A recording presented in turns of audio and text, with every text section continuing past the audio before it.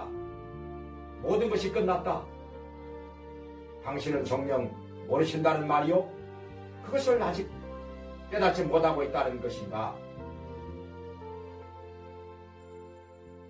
누가복음 24장에서는 예수님께서 사람들에게 붙잡혀서 십자가에 달려 피를 흘리며 죽으셨는데 죽으신 지 사흘 만에 다시 살아나셨습니다. 그런데 예수님께서 부활하신 것을 알지 못하는 2명의 제자가 있었는데 그들은 예루살렘을 떠나서 서쪽에 있는 자기의 고향 마을 엠마오를 향해서 걸어가고 있었습니다. 그들의 발걸음은 힘이 없었습니다. 왜냐하면 그토록 사랑하고 존경하고 따르던 예수님께서 십자가에 달려 죽으셨기 때문에 이제는 끝났다. 모든 것이 끝났다. 더 이상 예루살렘에서 우리의 할 일은 없다. 이렇게 생각하면서 낙심이 되었기 때문입니다. 힘없이 발걸음을 옮겨가고 있는 그들에게 웬 낯선 사람이 나타나서 물으십니다. 당신들 지금 무슨 얘기들을 하시오? 아니, 근일에 예루살렘에서 일어난 일을 당신은 정녕 모르신다는 말이오? 나사렛 예수께서 능력이 많으신 분인데 말과 일에 능하신 선지자인데 사람들에게 잡혀서 십자가에 달려 죽으시고 말았지요. 그런데 다시 살아났다는 얘기를 하는 사람도 있고 나는 뭐가 뭔지 모르겠소. 그러니까 그 낯선 사람이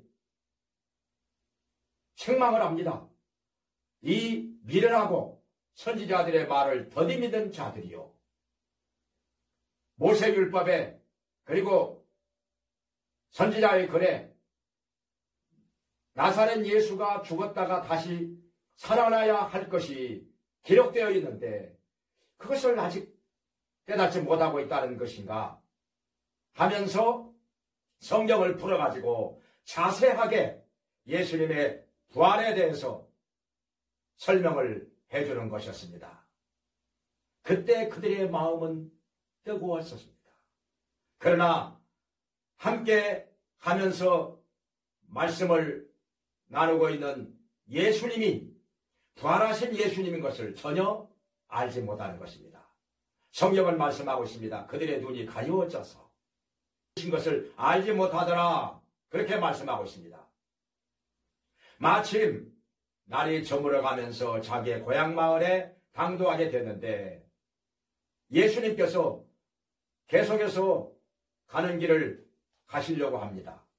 아니 날이 저물었는데 어디를 가시는 거요?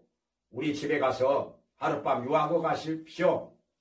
그래가지고 집으로 가서 저녁 식사를 하는데 식사를 앞에 두고 예수님께서 기도를 하시는 것입니다.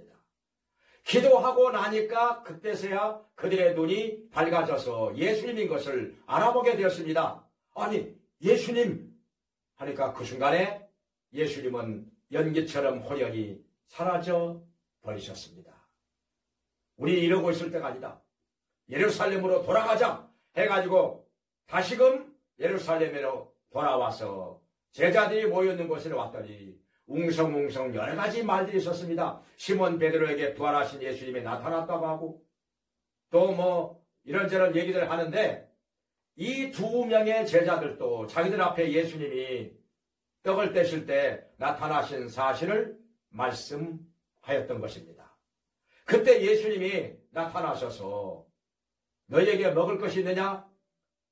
구운 생선 한 토막을 드리니 맛있게 잡수셨습니다. 육체로 부활하신 것을 증거하신 것입니다. 이렇게 말씀하십니다. 영은 살과 뼈가 없으되 나는 있느니라. 육체로 부활하신 것을 제자들에게 분명히 증거하신 것입니다. 이렇게 우리가 하나님의 말씀을 들을 때 말씀을 깨달으면서 부활하신 예수님을 만나게 됩니다. 그런데 이 사람들은 못 깨달았습니다. 예수님을 함께 걸어가면서도 알지 못했습니다.